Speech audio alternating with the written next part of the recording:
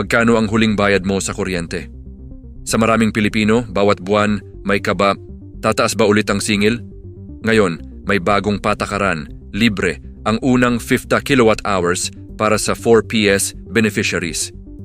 Sa ilalim ng pamumuno ni Pangulong Ferdinand Marcos Jr., automatic na ang Lifeline Subsidy.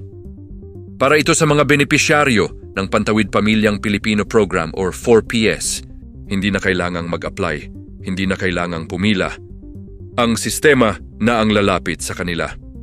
Ang 50 kilowatts per hour ay maaring mga hulugan ng ilaw sa gabi, electric fan sa gitna ng matinding init at pagsasayang ng kanin araw-araw.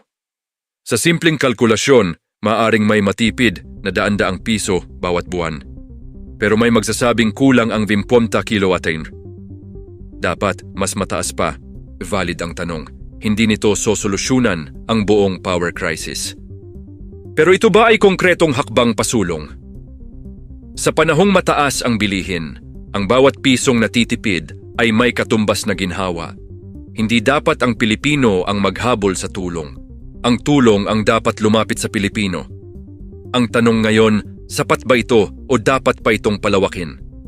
Comment below. Sapat ba ang 50 kilowatts? Oo o hindi? Ito ang Spotted Philippine Leader Spotlight. Comment Spotted kung gusto mo ng ganitong matapang na diskusyon. Sabay-sabay nating isigaw, Spotted! Spotted! Spotted!